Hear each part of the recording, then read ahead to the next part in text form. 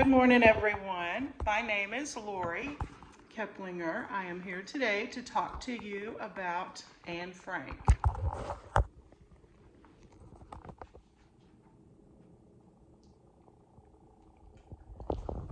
All right. Anne Frank, the reason I decided to do this little presentation on her is because she's a very interesting person.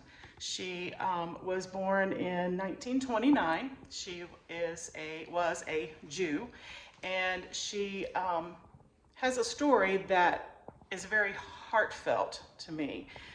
She was in Germany, and her father and her sister and her mother, they all lived together, and things were going really, really well for them until Hitler came through and decided that the Jews were not a race of people that he wanted around.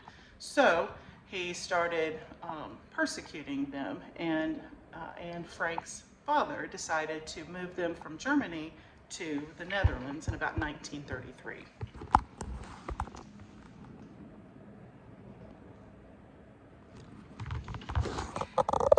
Let's see here.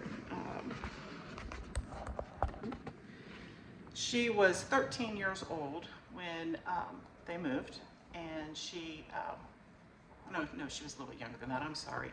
She was a little bit younger than that, but she was 13 when they went into hiding in 1942. And the reason they went into hiding was her sister had received a letter of deportation, and they wanted to avoid that. So they moved to the Netherlands, and her father had a business, and in that business there was a secret hiding place, a secret room, and they called it the secret annex. So her father and mother and her sister and Anne, they all went into hiding in this little bitty room. And maybe a few days later after that, her father's business associate also moved there with his family. So now they had 8 people in this tiny little room. And Anne here, she's 13 years old, and life has changed drastically because she's a Jew and she can't be out and about because her ethnicity is being compromised because of how she was born. And so her family, living in this little annex room, they were brought food and the essential needs by another associate of her father's, that they would try to keep things as quiet as they could.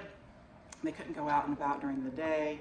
And according to history.com article one that I had, this was very trying on their family. I could only imagine what it would be like to be 13 and be stuck in a little bitty room with nothing to do all day long. So she decided to write in a diary, and she called her diary Kitty. She had gotten that for her birthday.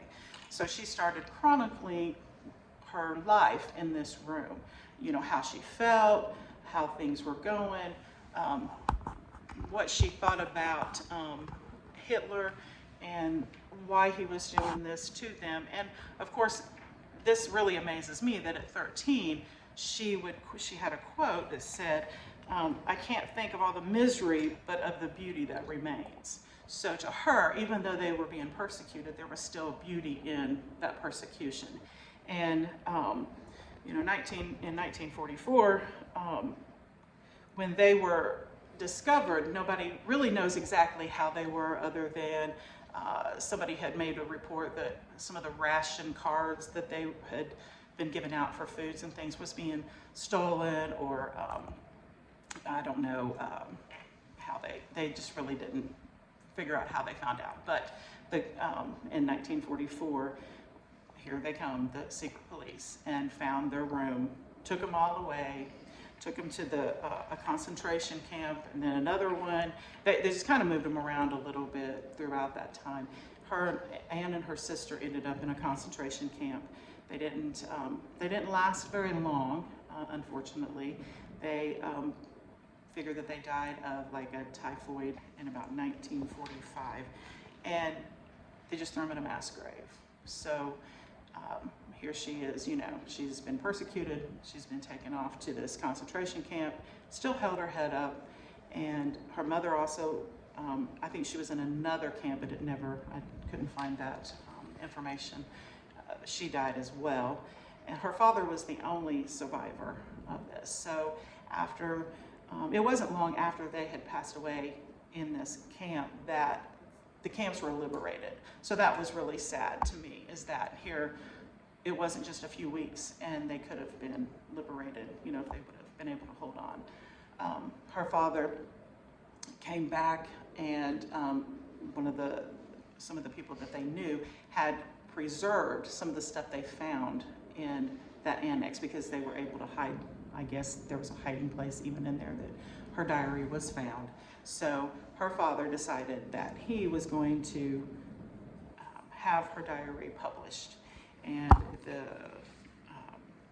Britannica.com biography of Anne Frank, in that information said that he had it published in 1952, and it was called The Diary of a Young Girl.